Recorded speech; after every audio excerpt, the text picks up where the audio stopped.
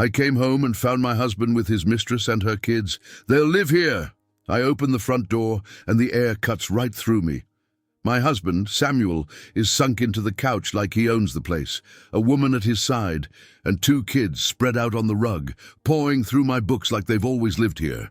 My hand is still on the doorknob when my stomach flips inside out. Samuel, what is going on? Who is this woman? And these kids, why are they in my house? I ask, my voice shaking before I can even process what I'm seeing. This is Karen, my mistress, and these are our kids. They're going to live here now, Samuel says, shameless, looking straight at me. The floor drops out from under me. The room spins. Are you out of your mind? How can you say something like that like it's nothing? I ask, taking 2 steps forward. Relax. The house is big.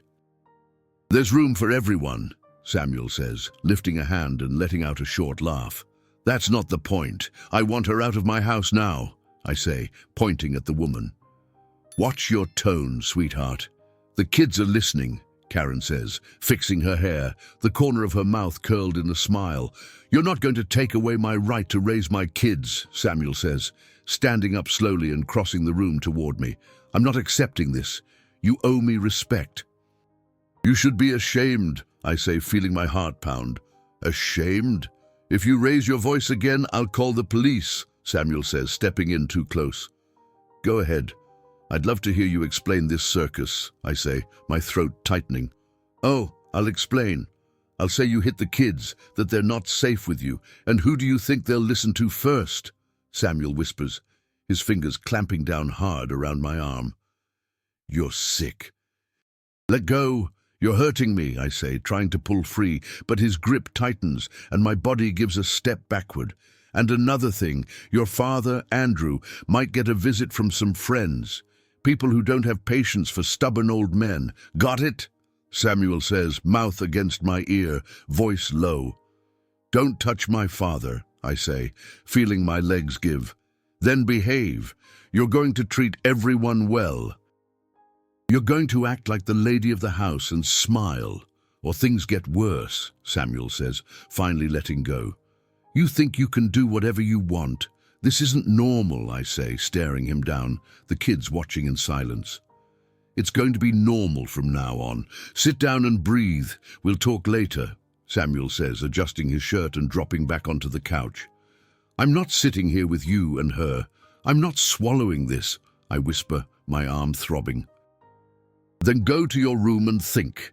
The kids need to eat. Later we'll sort out the bedrooms, Karen says, crossing her legs like she owns the place.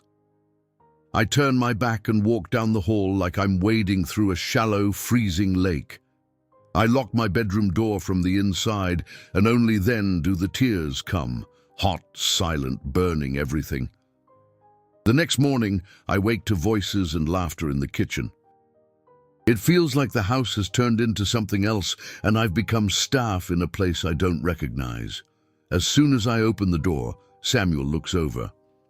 Let's go. Start breakfast. We're hungry, Samuel says, sitting at the table with his phone like it's any ordinary morning. I'm not your maid. This is ridiculous, I say quietly, reaching for the cutting board and the vegetables. I heard you cook well. Season it the way we like, Karen says, laughing behind me, leaning on the counter. How could you blow up our marriage like this? How can you sit there and act like nothing happened? I ask, turning to Samuel. I had my reasons for marrying you. Very good ones, Samuel says, smiling, chewing on a word I can't quite catch. And what reasons were those? I ask, goosebumps rising on my skin. I'll tell you someday. Right now. Cook, Samuel says, leaning back in his chair, satisfied, while Karen lets out another laugh in the background. I said I'm not your maid, I say, heat flooding my face, vision blurring. I drop the knife, run to the bedroom and slam the door. I collapse to my knees, biting my fist so I don't scream. I sit there trying to breathe, but his sentence keeps replaying in my head, whole. I had my reasons for marrying you. Reasons. The word spins inside me like a threat without a shape. I wipe my face, trying to understand what he meant. It wasn't just anger. He sounded sure, like he had something tucked away. The more I think, the more fear mixes with anger. He knows something, and I need to find out what. Later, I dry my face, grab my purse, and walk into the living room. "I'm going out," I say. "Going where? You didn't tell me," Samuel asks without getting up. "I'm going to see my dad. He needs me," I say, throwing the strap over my shoulder. "You can go, but you're not going to say a word, not one." "I'll know if you open your mouth, and the old man will pay," Samuel says, standing and blocking the door with his body. "You don't control what I say. Move," I answer, not backing down. "You didn't understand. I'll know. I always know. And you won't like what happens next," Samuel says, poking a finger into my chest, firm. "I'm going anyway. If you want, call the police now," I say, knocking his arm aside. "Go." "But remember what I said," Samuel says, laughing, opening the door like he's doing me a favor. The drive to my dad's farm feels longer than ever, even though it isn't far. When I get there, I take a deep breath and knock. "Dad?" "It's me," I call, trying to sound normal. "I'm here," Andrew answers from inside, and the sound of his voice drops relief through me. I go in and hug him tight, careful not to squeeze too hard. "How are you?" I ask. "I'm fine. Samuel came by earlier and I thought it was odd you didn't come with him," my dad says, smiling with tired eyes. "What did he come here for?" I ask, trying to sound calm while my stomach knots. "He talked to the caregiver, Ava, and helped with the meds. Very helpful," my dad says, shrugging. "He touched the meds?" I ask, my chest tightening. "He said he was organizing so nothing would run out. Talked about some paperwork too, asked me to sign some documents for more medication. Said it was urgent," Andrew says, rubbing his arm like he's hunting for steadiness. "What documents? Can I see?" I ask, reaching out, chest tight. "He took them, said he'd handle it and bring them back," Andrew says without guile. Cold rises through my stomach. I hold the back of a chair to steady my hands and try to breathe slowly. "Ava, could you come here, please?" I call, my voice tenser than I mean it to be. She appears in the hallway with a cloth in her hand. "Show me the bottles, please. I want to see what Samuel's been messing with," I say, pointing to the cabinet. "Not now, I'm organizing. It turns into a mess if I pull everything out. I'll show you later," Ava says curt. "I have every right to see them." "Where are they?" I ask, keeping my voice level. "I said I'm organizing. If you mess with it, it's a problem later," she repeats, folding her arms. "Sweetie, leave that for tomorrow. Everything's under control," Andrew cuts in, tired. "Okay, Dad." "Call me if you need anything, all right?" I say, kissing his forehead and trying not to let the fear leak out. When I get home, I barely have time to breathe. Samuel is already in the hall waiting, like he heard my steps on the sidewalk. He grabs my arm hard and drags me to the living room, silent until he shoves me onto the couch. "Look here, I saw you snooping," Samuel says, flipping open the laptop on the table and turning the screen toward me. The image is crisp. My dad's kitchen, his bedroom, the pantry, everything split into little squares with a timestamp. "You put cameras in my father's house? You're sick. That's an invasion," I say, my voice fraying with anger. "It's protection. Protecting people who don't know what they're doing and letting you understand that I always know," Samuel says, tightening his grip until I wince. "You're not going to control my life or my father's like this." "You crossed every line," I say, yanking my arm free. "Lines are a matter of opinion, and your opinion doesn't count here. Stick your nose in it again and you'll regret it. Remember the kids. Remember the old man," Samuel whispers, leaning in close.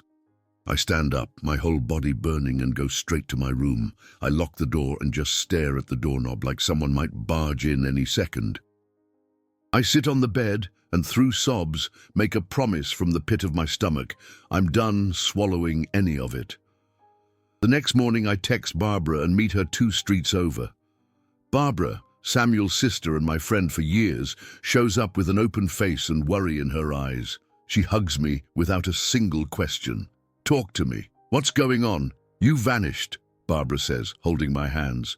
I tell her everything, all of it. As I speak, Barbara's expression drains, her fingers squeezing mine like they're trying to hold the air together. My God. I noticed Samuel getting colder these last months, but this is someone else, Barbara says, a hand over her mouth, eyes lost for a second. I don't know where to start, but I'm not going to stand still, I say, breathing through my mouth. You're not alone. I'm with you. We'll do something. What do you need? Barbara asks, gripping my hand. I need into his office. He locked a back room. I think my dad's documents are in there, I say. Then it's tonight. You get the key. I'll wait a block away and come in through the back. No noise, Barbara says, decisive, steady. My heart's pounding in my throat, but I'll go, I admit, shaking. At night the house seems to breathe along with them. I wait for the shower to start, then slip into the guest room, where Samuel sleeps with Karen now. His jacket is tossed on the chair. I feel inside the pocket until I find the office key. I take it and leave, without looking back, holding my breath until I reach the hallway. My phone buzzes with Barbara's message. I'm here. I slip out the back, open the gate slowly, and let her in. We look at each other without a word. Now. We move like shadows down the back corridor to the office. We open the door. The dark smells like old paper and dust.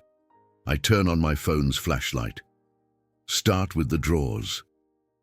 I'll check the cabinet, Barbara whispers. Barbara, look at this, I whisper back, hand shaking after the third drawer. Elastic-bound envelopes. I open one and my stomach lurches into my throat. Drafts of my dad's will, margin notes everywhere. Change of heir, transfer of assets.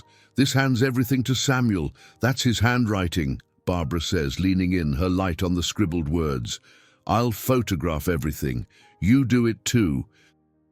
If one set disappears, the other survives, I say, swallowing the sob rising up. Good idea. Different angles. No glare, Barbara says, raising her phone. The click of the shutters becomes a thin thread of hope. Done. Let's go, I exhale, sliding the papers back into the same envelope and leaving it exactly as it was. I kill the flashlight and open the door slowly, heart hammering. We take 2 steps out when a shadow slides across the wall. I heard something rummaging. Thought it was out in the yard. Guess it was in here, Karen says, appearing with her arms crossed. Move, Karen, I say, trying to pass. Samuel, come look at this, Karen calls, eyes locked on me. Heavy footsteps echo down the hall. Samuel barrels in like a storm. What's going on? He asks, looking from Karen to me, suspicious. They were snooping through your things, Karen says, sweet and venomous at once. Samuel's eyes drop to my phone. The air shrinks. He takes 2 steps and reaches me. Give me that, Samuel says, and before I can react, his hand clamps my wrist and he rips the phone out with a sharp jerk. He shoves my finger against the screen. It unlocks. The photos pop up like a silent scream. Well, well, our little investigator, Samuel says with a tight, sarcastic smile, savoring each syllable like a win. Give it back. You have no right, Barbara says, stepping between us, voice firm, body tense. Stay out of it, family traitor. Get out. Now! Samuel roars in her face and shoves her down the hallway, piling shouts on top of shoves until he tosses her through the gate. I'll still help you, Barbara says from outside, trying to breathe, a hand to her chest, eyes on me. Get out now, Samuel yells, slamming the gate like he's closing a cage. And you, don't stick your nose in again, got it? Samuel says, stepping back toward me. He heads inside without looking back. Go cool off in the yard, Karen adds, taking 1 step more. Her hand on my shoulder nudges me aside. I stumble and drop onto the grass. She goes back inside. I stay there for a few minutes, feeling the cold grass cling to my skin and letting my body go heavy, breathing until the house noise fades behind me. I get up slowly, slip back in without a sound, and head straight to the bathroom. I turn the shower to hot and let the water hit my head like it could wash the shove off my shoulder. I step out, go to my room, lock the door, and open a drawer where I keep old things nobody remembers. I take out an old phone I left there when I bought the new one, plug it in, wait for the screen to light, and breathe when it finally boots. "Barbara, it's me," I type with trembling fingers. "Are you okay? I saw when she pushed you. I didn't come back in because I thought it would make it worse." "He was out of control," Barbara replies almost right away, and I picture her tense face on the other end. "You did the right thing," I type, feeling my chest loosen for a second. "I have the photos," Barbara writes, like handing me a life vest. "Then we have proof. Let's meet tomorrow, early," I write, staring at the locked door. "Deal," Barbara replies, direct. "Thank you for not leaving me alone," I write, my finger hovering for a second before I hit send. Gratitude hurts and heals at the same time. The next day we sit on a bench near my house, keeping an eye on the time so we don't draw attention. We have the photos of the documents, but nothing about the meds. Ava kept me from seeing them. "That's not normal," I say, straight to the point. "It isn't." "So the next step is going into your dad's house without showing up on camera.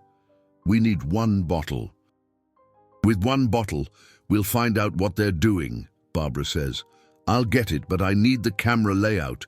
If I know where they are, I can move without being seen," I say, voice steadier than I feel. "So today, when Samuel's distracted, snap a picture of his laptop," Barbara suggests.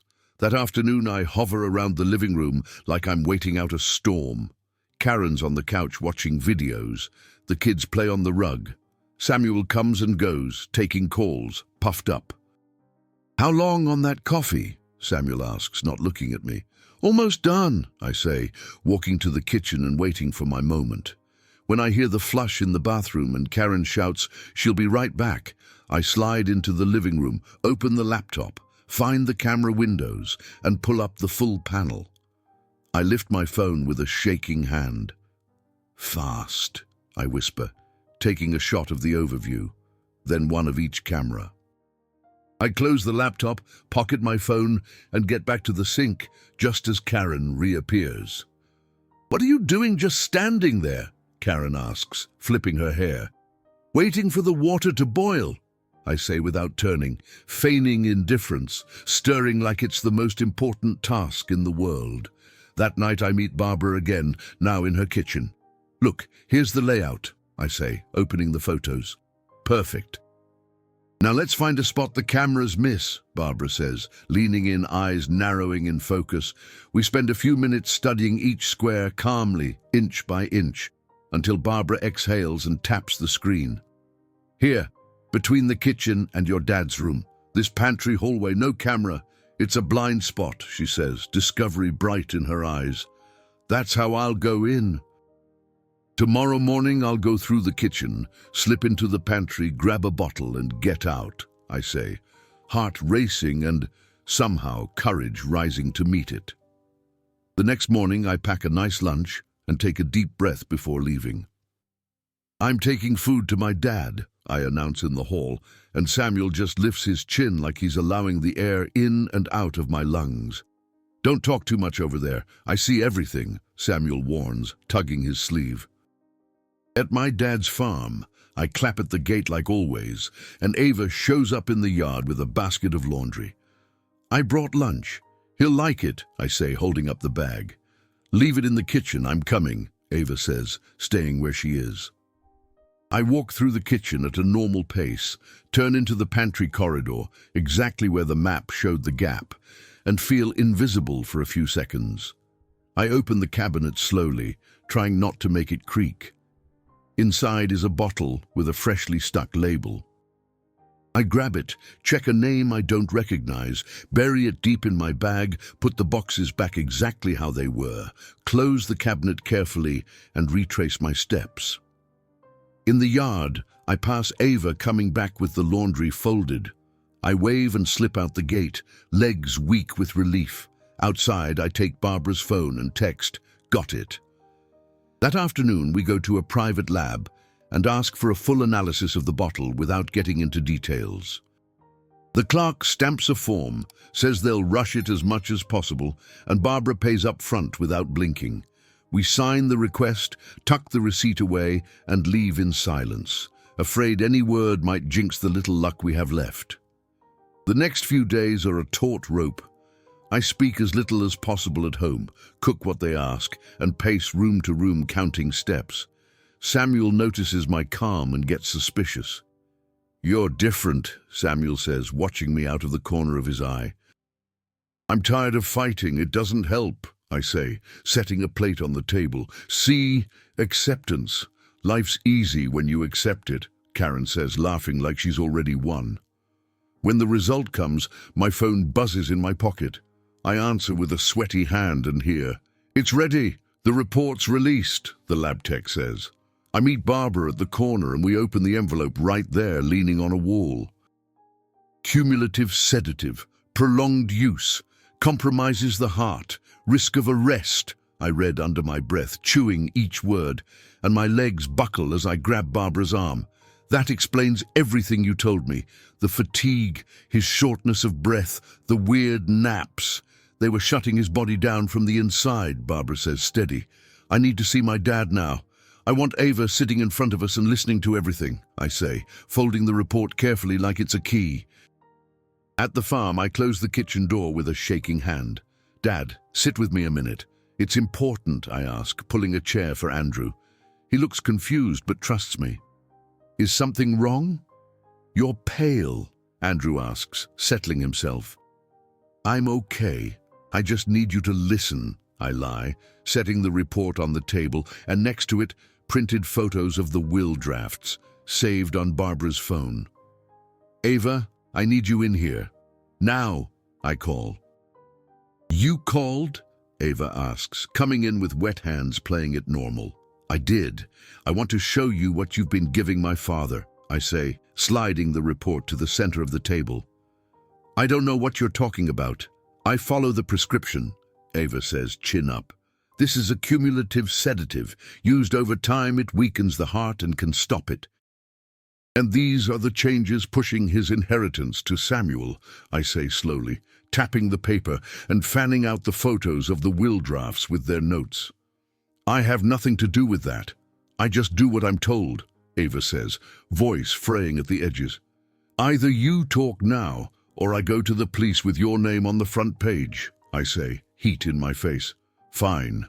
They promised me a cut from the inheritance." Samuel said, with help from friends, they'd forge the will. And I had to do my part, kill the old man little by little, so it would look like illness, not a crime, Ava confesses, voice breaking in the middle.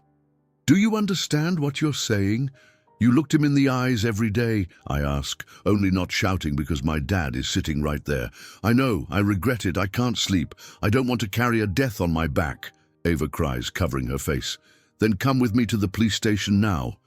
You're going to repeat every word."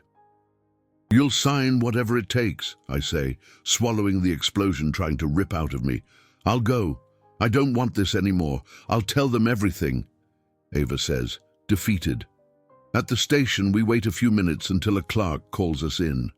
Ava recounts every step, from the deal to the bottle, from the promised money to the demand it looked like a natural illness. I set the lab report on the desk. He reads and nods. Barbara shows the photos of the will on her phone. The clerk asks her to email them so he can attach them. When he finishes, he leans back calmly and says, "It's enough for now, that we should go home and wait for their call." "We'll be over there today," he adds before letting us go. We leave the station in silence. Barbara drops me off and promises to keep her phone close. I go in, shut the door, and try to act normal, but the air feels heavier than ever. A few hours later, as the sun starts to sink, squad cars slice down the street and stop right in front of the gate. My legs shake, but I stay put. Samuel opens the door with that snake's calm. "What is this? You people get lost on the way?" Samuel asks, smiling. Warrant to search and bring you in, phones and documents, and you two are coming with us, an officer says, clear. This some kind of joke? I'm not going anywhere, Karen snaps, arms crossed. Oh, you are? They already know everything, I say. No need to raise my voice. You're making a mistake. She's making this up, Samuel tries, but his voice runs into the cold edge of metal. That's enough. The charges are filed. The rest you can say downtown. The officer cuts in, firm, holding out a hand for Samuel's phone. He resists a second, then hands it over, jaw grinding. You don't know who you're messing with, Karen says, looking at me like she's chewing glass. I know exactly who. And it's over, I say, remembering the purple bruise on my arm. In the days after, I'm called back to the station several times to repeat details and sign new statements. The investigator tells me they found messages on Samuel's phone about forging the will with his friends. The scheme was big and well planned. I say I want my father safe, and they can handle the rest. Months later, the sentence comes down. Samuel, 10 years in prison. Karen, 5. Ava, 8. The friends involved get community service and fines. The kids are taken to shelters, away from an environment that used them as a shield. When it's finally over, I go back to my dad's farm. I climb onto a chair in the kitchen and take down the hidden cameras Samuel installed, one by one, dropping them into a box like I'm pulling out old thorns. Then I move my dad to a different room, open the windows, change the curtains, and put his bed near the light. The new caregiver the doctor recommended lines up the medicine on the table, everything labeled, everything in order. Barbara stays by my side. She keeps visiting with that calm way of hers, like handing back air to someone who's been holding their breath too long. At night, I close my own front door slowly.